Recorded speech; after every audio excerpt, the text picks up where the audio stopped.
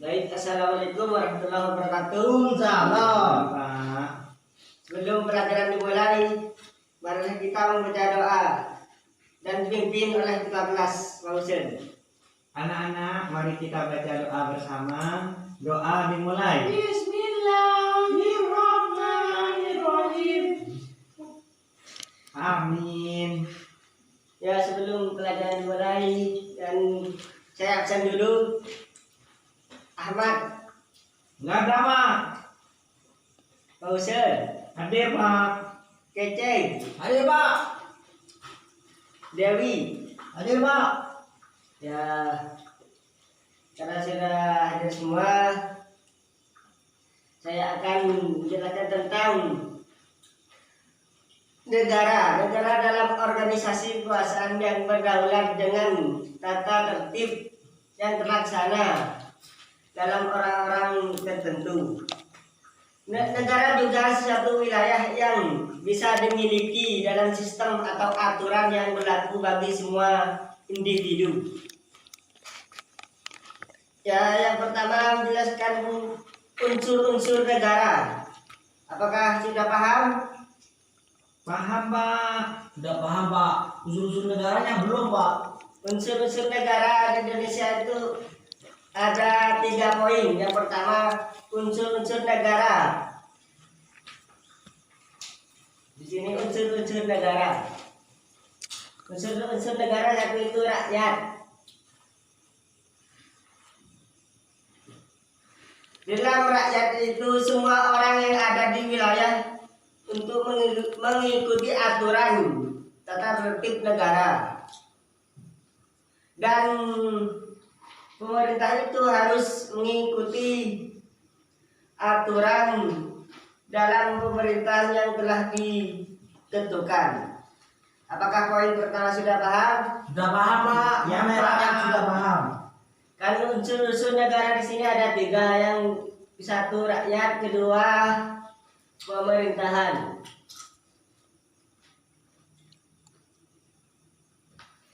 Di dalam pemerintahan yang dimaksud pemerintahan adalah sebuah pemerintahan yang mempunyai kekuasaan tertinggi dalam negara.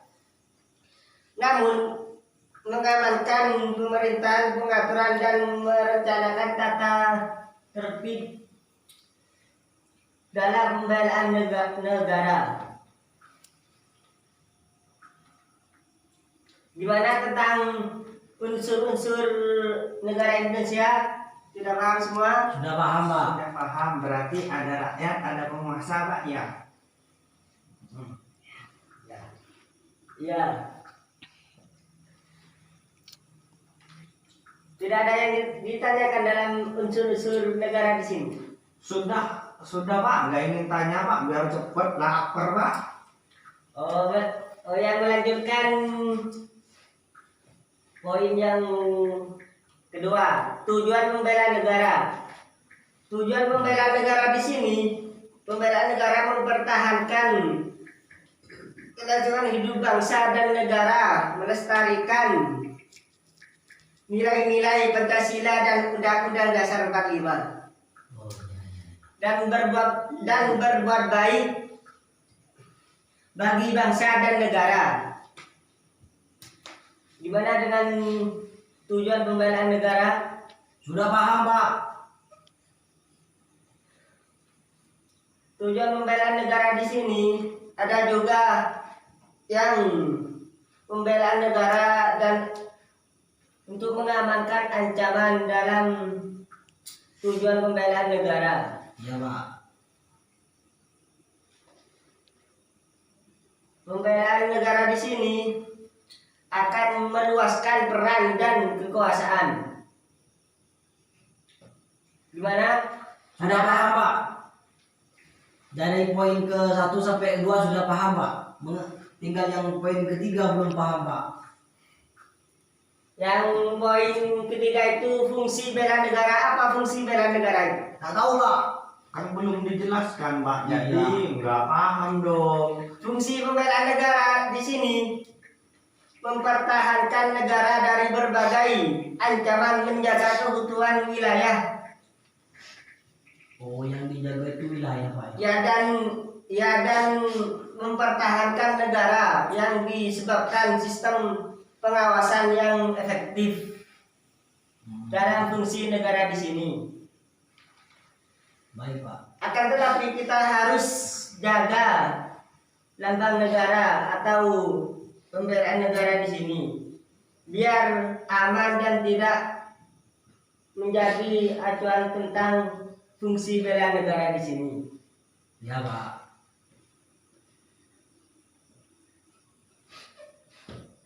Ada yang ditanyakan? Tidak ada Pak. Ini berapa? Tidak ada Pak. Sudah paham Pak. Saya nggak paham Pak mengenai poin ketiga itu Pak. Soalnya kan itu poin terakhir, jadi aku agak ngantuk sedikit Pak, nggak fokus Pak. Jadi tolong dijelaskan lagi Pak poin ketiga Pak. Poin ketiga ini fungsi bela negara. Apa fungsi bela negara itu? Fungsi bela negara itu mempertahankan negara dari berbagai ancaman dan menjaga keutuhan wilayah negara. Seperti contohnya di desa kan ada kepala desa untuk menjaga dan keutuhan di desanya. Ya Pak. Ini. Sudah paham. Gimana, Pausen? Iya Pak, berarti fungsi bela negara itu harus mengamankan desa-desa sendiri atau negara kita sendiri itu ya Pak. Iya, Nah ya Pak. Gini Paham. Pak ya. Lebih jelas itu mengamankan posisi Pak ya. iya. Iya. Gimana? Ya Pak, paham Pak. Paham Pak. Dari tiga ini kan ada 3 poin unsur-unsur negara Indonesia, yang 2 tujuan pembelaan negara, dan yang ketiga fungsi bela negara. Ya Pak. Paham Pak. Kesimpulan dari ini, pentingnya pembelaan negara. Semua warga berhak dan wajib ikut satu dalam upaya pembelaan negara dan mempertahankan dalam satu negara di sini. Oh, jadi pada kesimpulannya itu kita sebagai rakyat Indonesia itu harus membela negara kita apabila negara kita itu diserang ya Pak. Ya. Harus mengamankan, kita sebagai rakyat Indonesia yang baik harus mengamankan negara kita dengan baik juga Pak ya. Ia harus mempertahankan. Saya disuruh milih Pak untuk menjelaskan poin kedua dan poin pertama itu, aku lebih milih poin ke satu, lebih gampang Pak. Ya, tapi nggak apa-apa sih, aku mau jawab poin kedua dulu Pak. Tentang tujuan pembelaan negara. Nah, yang Bapak sampaikan tadi bahwasanya tujuan pembelaan negara itu adalah berfungsi bagi masyarakat semua, bagi seluruh masyarakat yang tinggal dan berada di negara kita yaitu Indonesia. Apabila negara kita terancam atau diancam oleh negara-negara lain, kita sebagai rakyat Indonesia itu wajib membela negara kita untuk mengamankan negara kita. Nah, kita juga harus rela mengorbankan nyawa kita demi membela negara tercinta kita. Nah, begitu Pak. Nah, yang ketiga juga saya ingin menjelaskan juga Pak. Saya tidak paham ya Pak. Fungsi apa itu bela negara? Nah, fungsinya itu kita juga apa ya, sebagai rakyat Indonesia itu bukan hanya tentara untuk membela negara kita, tapi kita sebagai rakyat itu adalah fungsinya itu membantu-bantu lah sedikit lah. Semisal kalau polisi itu memegang pistol dan bom ya, bom granat apa bom itu? Granat. Oh, granat. Ya, semisal kalau polisi itu memegang pistol, granat, dan bom, kita harus bergotong royong. Enggak, kita kembali pada masa lalu kita untuk menjayakan Indonesia itu yaitu dengan membawa bambu runcing. Iya, Nah, bambu runcing. Aku mau mau menusuk penjajah yang datang ke negara kita. Siapapun yang ingin membahayakan negara kita, maka saya siap mengorbankan nyawa kita demi negara tercinta Pak. Mungkin begitu kira-kira pemahaman yang dapat saya petik dari Penjelasan Bapak. penjelasan yang Bapak lontarkan tadi. Terima kasih Pak. Ya, alhamdulillah bisa menjelaskan tentang tujuan pembelaan negara yang telah disampaikan tadi. Apakah Imron sudah paham? Sudah paham juga Pak. Mengenai fungsi dan fungsi bela negara itu saya sudah menguasai sebelum Fosen menguasai Pak. Fungsi bela negara tersebut. Iya, saya sudah menguasai Pak. Gitu. Fungsi bela negara itu gimana? Coba? Gini Pak, fungsi bela negara itu ya kayak Bapak sudah tadi disebutkan, kita ini sebagai sebagai masyarakat Indonesia, seumpama kita ini contohnya saya mengambil di kalangan desa Pak ya, jangan di negara terus. Tadi kan Muhammad ini sudah memberikan contoh negara. Saya ini sekarang mau memberikan filosofinya tentang di desa-desa kayak kecamatan, kelebunan kayak gitu. Gini contohnya Pak, mengenai fungsi bela negara tersebut saya ambil kepada desa saya Pak. Di contoh desa saya ini kemarin Pak ya, ini mau diserang sama desa Panaksaken. Cuman Pak di desa saya di desa ini kan sudah fungsi bela negara. Oh Pak ya? Iya. Bukan fungsi bela negara lagi kalau di desa saya, tapi fungsi bela desa seperti itu. Karena desa saya ini Pak mau diserang oleh Panaksaken, sudah megang AKM, sudah megang apalagi itu empor ya. Saya itu semua masyarakat di golongan saya itu Pak, dia itu apalagi kepala desanya itu mengambil semua rakyatnya untuk menggotong royong Pak, seperti itu. Itu yang dimaksud bela negara kan Pak ya? Ada yang bukan geledek Kak? Ada Pak, hargo. Oh iya.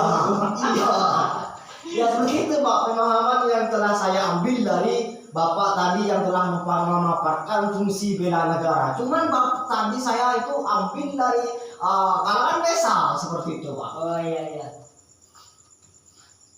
Kalau unsur-unsurnya sampai paham? Unsur-unsurnya paham juga, karena otak saya ini bukan memori, tapi flash disk. Terus contoh unsur bela negara itu gimana? Saya tahu Pak tentang itu Pak. Jelaskan.